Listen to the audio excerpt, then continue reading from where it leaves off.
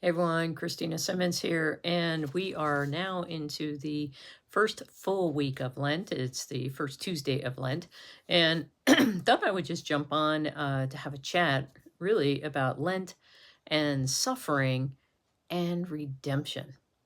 Because this whole Lenten journey isn't just for us to suffer, it's about helping us, just as Jesus did, learn how to allow God to transform our suffering into something that is redemptive, not just for ourselves, but for the whole world.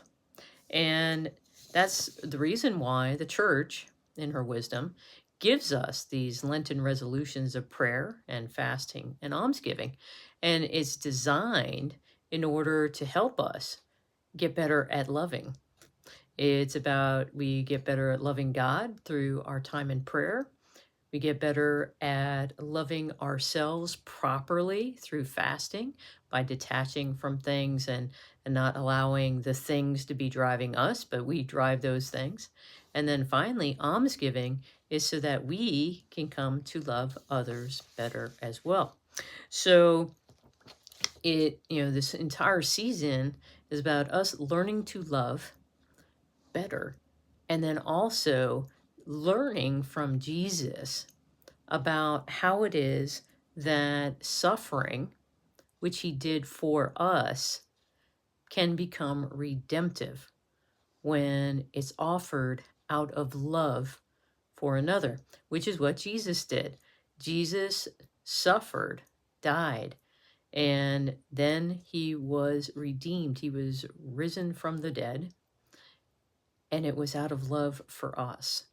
So what we need to do is that we need to remember that all suffering and death is not the last word. Rather, it can be redeemed because God has redeemed it through Jesus.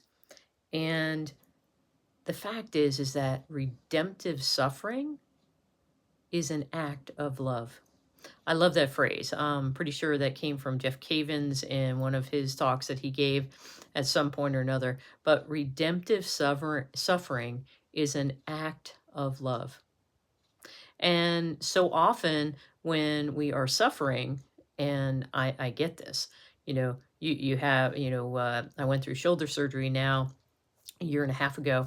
And when you're going through that pain, you're focused on the pain and you're focused on yourself.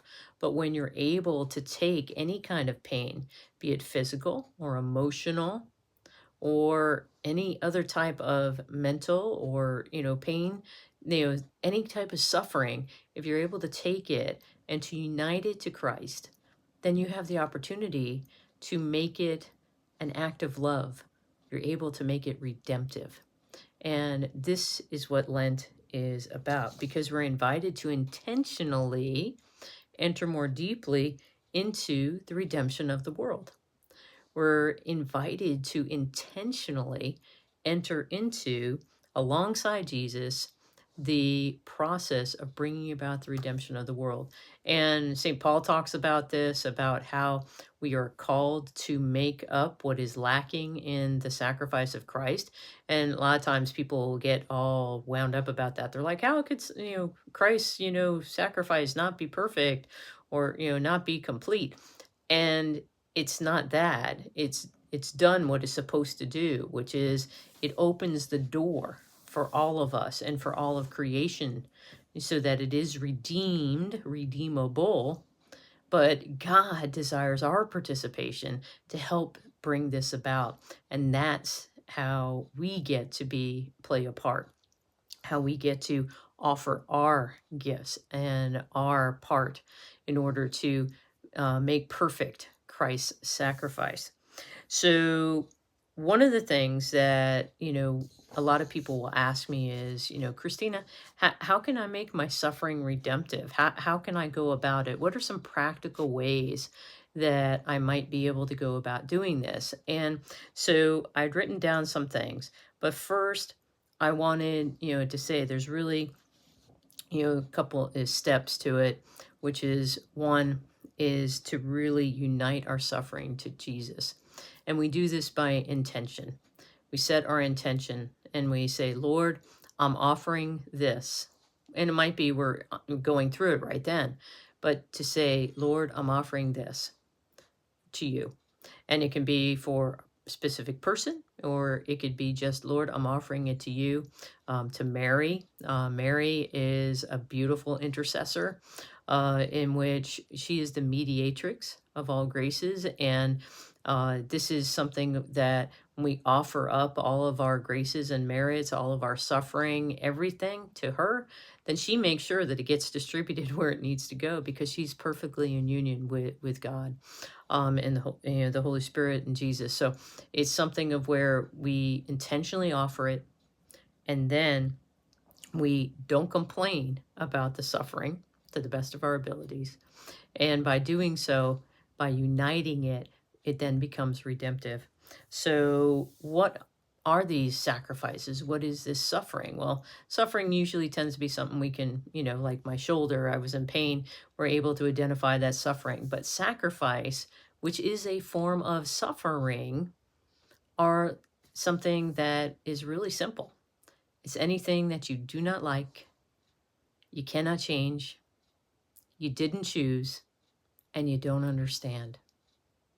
And I often tell people that I run into those 4 different situations constantly throughout my day. There's always something I don't understand why somebody cut me off, or I can't change the fact that I have to go and do an errand, I have to do my taxes, for example, or I didn't choose to go and do something or, another, or there's, things that I don't like that have to be done or have to be endured. Don't like going to the dentist, for example. So all those things that we don't like, we can't change, we didn't choose, and we don't understand, we can intentionally offer those up. That's where the phrase offer to comes from, is the idea of whatever it is we're going through, we intentionally say, I'm offering it up. And then we go about it and we humbly accept it without the grumbling. And then we allow God to take care of things. And so these are some practical, things that we can do. But then also bear in mind this: suffering is an opportunity for us to become like Jesus. I know you don't want to hear that. I don't want to hear that. But anytime we run into any kind of suffering, it's an opportunity for us to become like Christ. And Teresa of Avila once said, in the midst of a really difficult situation, it's kind of funny, but she said in an outburst, she's like, Lord, if this is the way you treat your friends, no wonder you have so few.